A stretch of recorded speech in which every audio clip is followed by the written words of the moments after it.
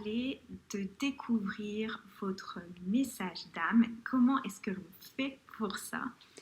Et qu'est-ce que c'est que le message d'âme et à quoi ça sert? Donc ça va être la vidéo du jour. Si vous me regardez et que tout va bien, mettez-moi un petit pouce. Voilà. Alors, comment découvrir son message d'âme? D'abord, qu'est-ce que c'est le message d'âme? Le message d'âme, c'est un message que vous êtes venu porter, que vous êtes venu transmettre au travers de votre entreprise. Si vous êtes des femmes qui avaient envie de transmettre des réalisations, des transformations, des enseignements, si vous avez à cœur d'accompagner d'autres personnes, si vous êtes là pour transmettre votre art, de belles choses en fait, vous avez sûrement un message d'âme. Et ce message d'âme, il est là pour que vous puissiez transmettre ces transformations, transmettre au mieux votre art, transmettre au mieux vos enseignements. Voilà qu'est-ce que c'est et à quoi ça sert.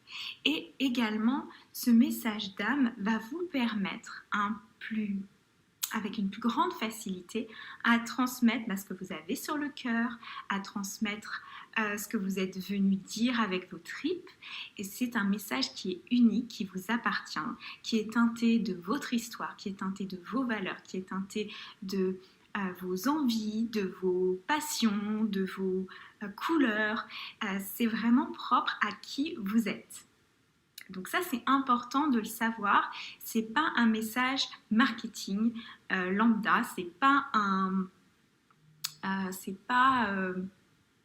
comment dire. C'est pas de la pub. Et justement, ce message-là, il vous permet de sortir de ça. Il vous permet de sortir de ce côté marketing, achète ou où vous parlez seulement de votre outil, où vous êtes dans une transmission de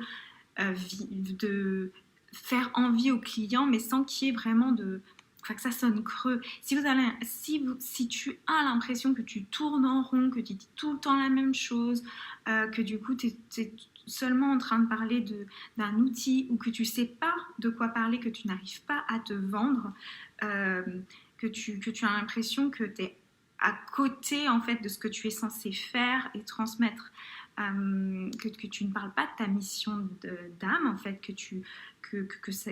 alors que tu pensais le faire en te tournant vers l'entrepreneuriat et en allant vers plus de choses qui te plaisaient, mais que du coup ça sonne creux, c'est sûrement que tu n'as pas découvert quel était ton message d'âme. En tout cas, que tu entrevois une toute petite partie, mais pas l'entièreté, ou alors que tu as du mal à lâcher les vannes en fait, et à être dans une transmission beaucoup plus intuitive, beaucoup plus instinctive, beaucoup plus fluide, beaucoup plus légère, et que du coup tu restes dans ta tête et t'es pas vraiment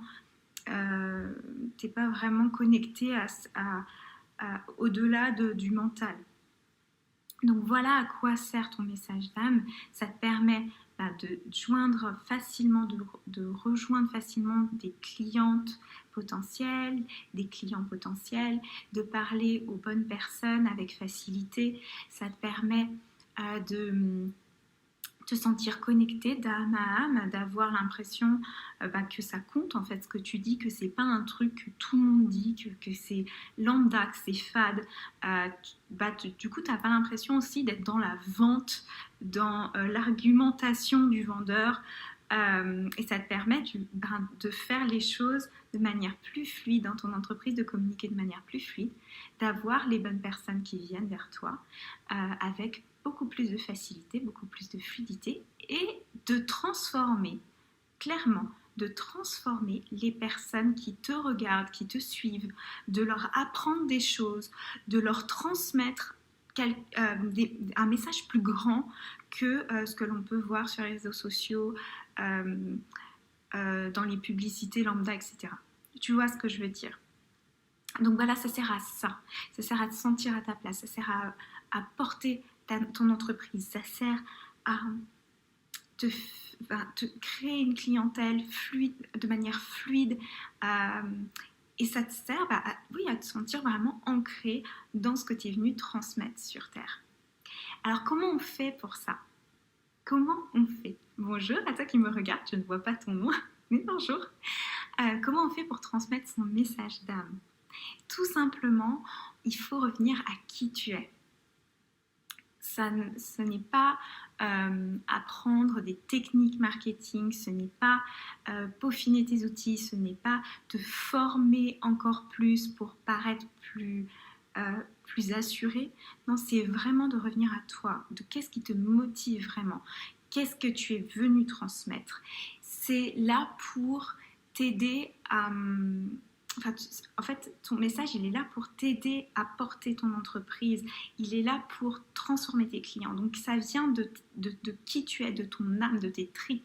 Et ça demande d'aller regarder en toi ton histoire, tes valeurs, ce qui te plaît vraiment et de le reconnaître. Et généralement, quand on n'arrive pas à faire ça, quand on ne le voit pas, c'est... parce que c'est embrouillé en nous et c'est parce qu'on n'est pas assez relié à qui l'on est. Et une des causes, ça va être des blessures, des émotions en veux-tu, en voilà, de l'hyper-émotivité, des manques de confiance en soi. Donc ça va être d'enlever, entre guillemets, de soulever de dépasser ces blocages, ces difficultés. Ça va être d'aller voir en toi qu'est-ce qui cloche, qu'est-ce qui te bloque, qu'est-ce qui a peur de sortir, parce que le chakra de la gorge, il a besoin d'être ouvert et que tu puisses communiquer ouvertement qui tu es. Et ça demande de dépasser parfois un sentiment d'illégitimité, de timidité. Moi, j'étais quelqu'un de très timide quand j'étais petite et j'ai un côté introverti. Et pourtant, j'adore parler, j'adore transmettre mon message, j'adore être en lien avec les déesses qui me suivent. Si tu fais partie de ma newsletter, tu sais que j'adore aussi écrire, pas seulement parler. Et ça vient, ça se libère quand tu vas lever ces blocages à l'intérieur de toi qui te font croire que tu es quelqu'un d'autre que ce que tu es réellement, que tu devrais faire comme ci, comme ça, que en tant qu'entrepreneuse, tu devrais parler de telle façon, tu ne devrais pas dire ça, tu ne dois pas parler d'énergie alors que tu aimerais le faire, tu aimerais par exemple parler de développement personnel mais tu ne te sens pas légitime. Toutes ces choses-là, c'est d'aller regarder qu'est-ce qui t'en empêche en fait, qu'est-ce qui t'empêche de transmettre ton vrai message, qu'est-ce qui t'empêche de dire les choses comme elles sont, qu'est-ce qui t'empêche de prendre ta place de leader. Et ça, c'est très lié aussi à notre féminité. Parce que en tant que femme, on a peu d'exemples de femmes leaders qui leadent au féminin, qui lead en étant dans un côté peut-être plus émotionnel, plus fluide, plus intuitif, peut-être moins structuré. Donc c'est aussi de réveiller cette leader en toi au féminin, avec tes talents à toi, avec ta façon de parler à toi, avec ton âme à toi et non pas de suivre un script. Je vois sur Instagram des scripts de vente ne te pose plus de questions pour envoyer des mails à tes clients, suis simplement ce script. What? Comment ça? Comment c'est possible? Non, ça n'a pas de sens en fait. Si tu as l'impression que tu sais pas quoi dire, que tu sais pas quoi transmettre, que c'est bloqué, c'est parce que tu n'es pas allé regarder en toi. Tu n'es pas allé délivrer la leader, la reine dans ton entreprise. Peut-être même que tu en es encore au stade de « Ok, je ne sais pas du tout quoi faire ». Si c'est ça, c'est la même chose, c'est le même chemin. C'est de libérer les parts de toi qui sont camouflées, camisolées, contenues. C'est vraiment de libérer la partie de toi qui est confiante, et oui, il y a une partie de toi qui est confiante, une partie de toi qui est sûre d'elle, une partie de toi qui sait ce qu'elle a à transmettre, une partie de toi qui a envie de transformer le monde, et il est temps de la réveiller. Mon message à moi, mon message d'âme, c'est ça, c'est de permettre à des femmes qui sont venues transformer le monde, qui ont besoin au fond d'elles de transmettre quelque chose de plus grand, de faire les choses à leur façon, qui ont envie d'être en lien avec leur intuition, avec leur âme, de le faire et d'en vivre et de le transmettre à leurs clients et de le vivre dans leur entreprise et de ne pas retomber dans un formatage qu'elles ont voulu fuir en changeant de salarié à auto-entrepreneuse. Si c'est ton cas, je sais que si tu veux te diriger vers l'auto-entrepreneuriat ou si tu es déjà entrepreneur, tu as à cœur de faire les choses selon tes règles. Peut-être que tu en as peur, mais c'est la liberté d'être qui tu es qui t'a poussé vers ce chemin-là. Donc, c'est pas la peine de faire semblant et de revenir en arrière, en fait.